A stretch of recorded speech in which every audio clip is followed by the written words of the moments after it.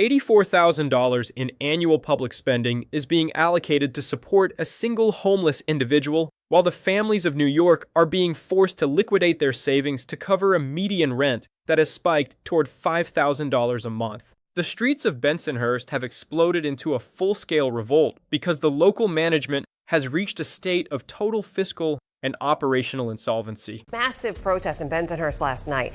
Protesters are against a plan to build a men's shelter in their neighborhood.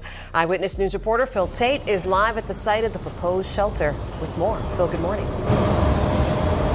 Yeah, Charlene, good morning. It's a Bensonhurst battle that didn't begin last night. Yet again, neighbors out here, they were rallying against this proposed shelter expected to open up at some point next year. Now, many came out believing that construction crews were breaking ground yesterday. But let's pop up some video for you. It was a massive demonstration as a crowd joined together around 8 last night, lasting till midnight. Many joining together in a chorus in an effort for their voices to be heard. NYPD on scene, barricades were put up as crowds grew by the minute. It appears trucks were making their way onto the site at 86th Street and 25th Avenue, but this isn't the first time we've seen these type of demonstrations take over South Brooklyn, as community members have held others in the past 3 years, pushing back on the city's plans. Some local lawmakers also oppose the site, citing the location is near a transportation hub and an area used by mothers, children, and the elderly, and could become a magnet for trouble. We are auditing a system that is attempting to build men's shelters in high-traffic residential zones, while simultaneously raiding city pensions and raising property taxes on the very citizens who are currently being priced out of their own neighborhoods. This is the urban inventory default. And for Camillo's house, we are documenting the moment where the most expensive city in the world has finally run out of other people's money. I am Camillo Motado, and this is Camillo's house. As a certified public accountant focused on forensic verification, I look past the political posturing to see the underlying statement of operational loss. In a standard financial audit, if a firm spends $84,000 per unit on a service that results in a market-wide protest and a systemic decline in safety, you would immediately issue a going concern warning. Today, we are performing a housing market stress test on New York City, where the median asking rent has hit a record $4,700 and the political leadership is doubling down on a policy of resource misallocation.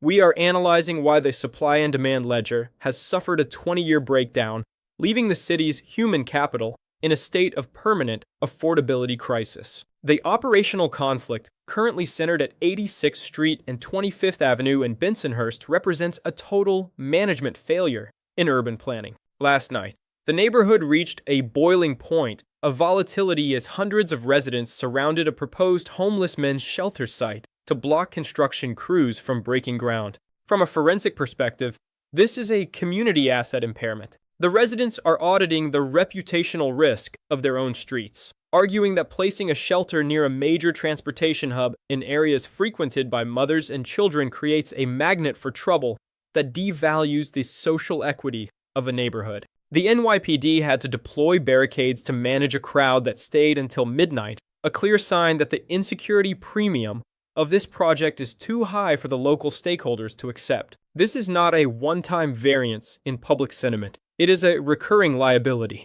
In 2024, a similar protest in this district resulted in the arrest of a councilwoman for allegedly biting a police officer, a literal systemic strike that proves the internal controls of New York's political body have suffered a violent collapse. While the city claims the shelter is a necessary operating expense to handle the homelessness crisis, the residents view it as a hostile takeover of their safety.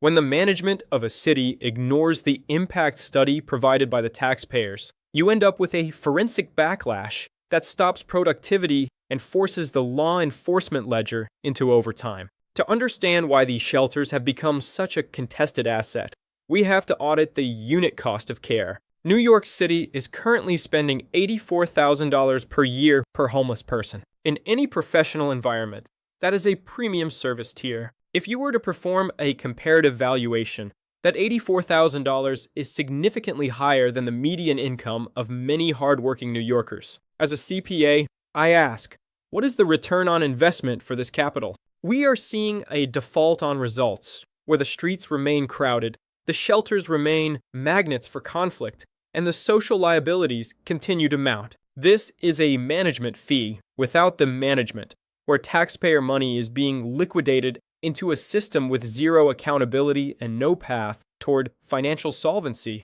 for the individuals it claims to help. While the city mismanages the homeless ledger, the private rental market has entered a state of hyperinflationary default. The median rent in Manhattan has hit a record $4,700, and in many Brooklyn hotspots, it is clearing $5,000. This is a market-wide inventory deficit. For the first time in 20 years, the available housing inventory on StreetEasy has fallen for 2 straight years, the longest decline in the platform's history. From an investigative standpoint, this is a supply chain breakdown. Since at least 2010, the city has failed to add enough units to keep up with tenant demand, resulting in a tight supply that allows landlords to command exorbitant premiums. We have to audit the inventory misallocation. Despite a construction boom that added 18,000 new units last year, only 14% of those assets landed in Manhattan. The result is a flight to the boroughs, where renters are flocking to neighborhoods like Gowanus and Red Hook,